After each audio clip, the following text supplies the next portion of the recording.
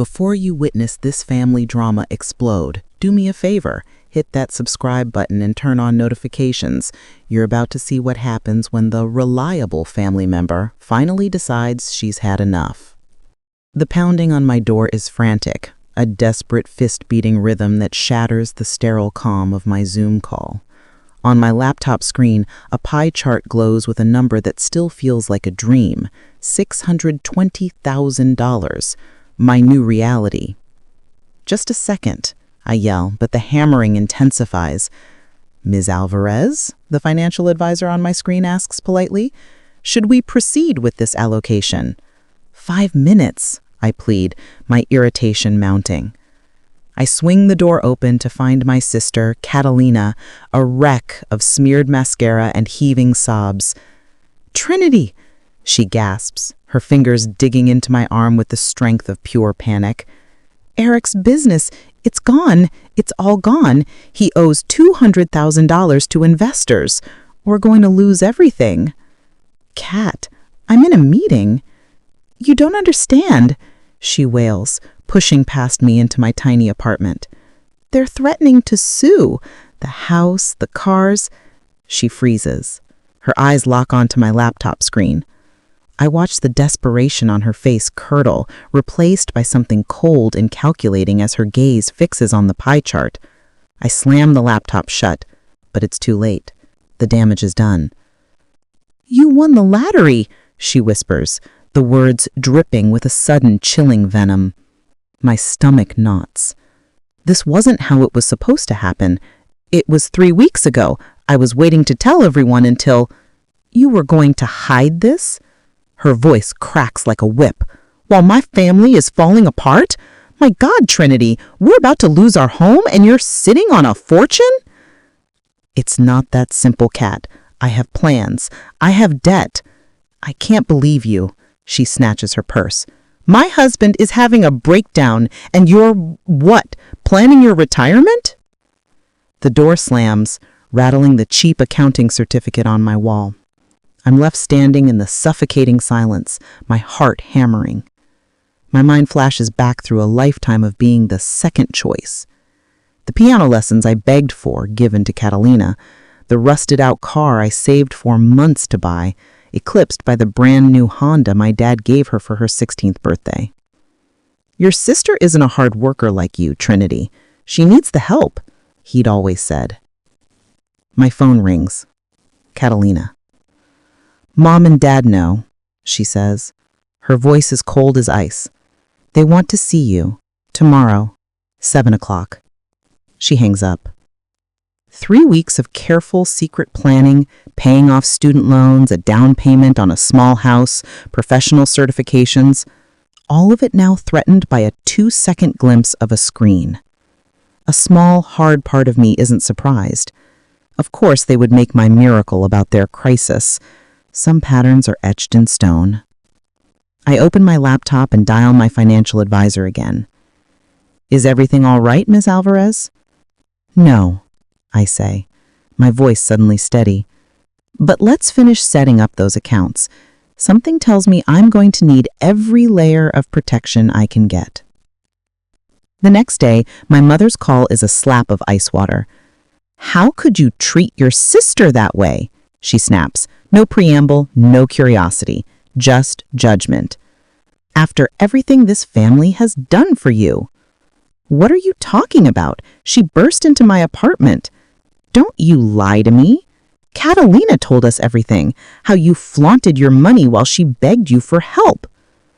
The accusation is so twisted, so perfectly inverted, it steals my breath. She's painted me as the villain. A summons is issued. Morton Steakhouse, 7 p.m. It's not a request. My friend Lauren's voice is firm when I call her. "It's a trap, Trinity. They're going to corner you and demand the money." "I know," I say, a cold clarity settling over me. "But they're lying about me. I have to go." I arrive at the steakhouse to find them arranged like a tribunal. My mother, father, and Catalina, their faces masks of disapproval.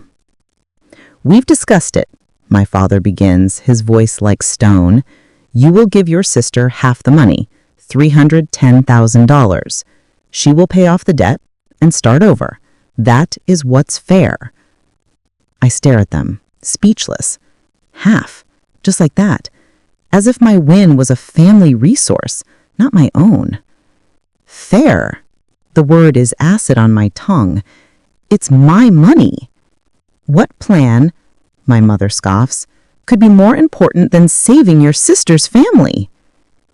Either you agree to split it, my father says, his voice dropping to a low, dangerous growl, or you are no longer our daughter. The ultimatum hangs in the air, a guillotine poised over my neck. And in that moment, the lifelong, naive hope that they would one day see me, truly see me, dies. I stand up, pull 5 $20 bills from my wallet, and place them on the table.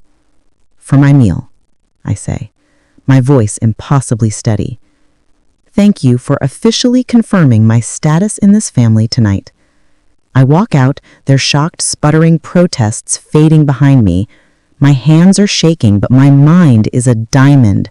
For the first time in my life, I chose myself. The harassment begins immediately. Aunts, uncles, cousins I haven't spoken to in years, all mobilized into a flying army of guilt. Ungrateful, selfish, heartless. My father's text is a direct threat. You'll regret this. I am not running away. I am making a strategic retreat. I block 17 numbers. I pay the penalty to break my lease. I hire movers. As I'm taping the last box, Catalina's fists hammer against my door. Coward, you're destroying this family, she screams through the wood. Dad had to take money from his retirement because of you. The girl who used to rush to soothe, to explain, to make peace, is gone. I stand motionless in my empty apartment and listen to her sobs fade into silence. The war is over. I am building my future. 1 year of silence stretches between us. In that year, I pass the CPA exam, I get a promotion to senior accountant, I use my carefully allocated funds to buy a small house with a yard that is entirely my own. The peace is hard-won and glorious. And across town, blissfully unaware, my parents sign their future away. They take out a massive home equity loan to give to Eric, believing they are saving Catalina's family. They won't learn until it's too late that Eric's business never existed. They won't learn until 2 men with neck tattoos and scarred eyebrows show up on their doorstep that it was never business debt. It was a gambling problem. A massive one. And the money they gave him wasn't nearly enough. My family sacrificed their future for a lie, all while trying to steal mine. The story of their downfall and my rise is just beginning. If you want to see how this plays out, smash that like button and make sure you're subscribed. 14 months after I walked out of that steakhouse, an email from my mother appears. It's a whisper of desperation. Loan sharks came to our house. We found out the truth, Trinity. It wasn't a business loss, it was gambling. We've lost all our savings. The revelation hits me like a physical blow. They destroyed themselves pursuing what they thought I owed them. I agree to meet them at a cafe. They look smaller, broken. Catalina is there too, thinner, sharper. The designer clothes are gone. I was jealous, she says, her voice clear. I was enabled, and it ruined me. I divorced him. For the first time, I understand the burden you've always carried. I feel nothing. Not anger, not triumph. Just a profound, sad pity. I look at my watch. My lunch break is over, I say, standing. I place a $5 bill on the table for my coffee. Take care of yourselves. I walk out into the sunlight. I didn't have to do anything to them. My success and my boundaries were the weapons. I simply built my life while they dismantled theirs. That was revenge enough. 5 years later, the nameplate on my office door reads Trinity Alvarez, Accounting Manager. My MBA hangs on the wall. Catalina, now a single mom working 60-hour weeks at a flower shop, brings her kids over for lunch on Sundays. Our relationship is a quiet, cautious thing, rebuilt from ashes. My parents live in the same house, weighed down by a debt that will follow them to their graves. They know better than to ask me for money now. My boundaries are no longer suggestions. They are fortress walls. I didn't win the lottery to get rich. I won it to learn my own value.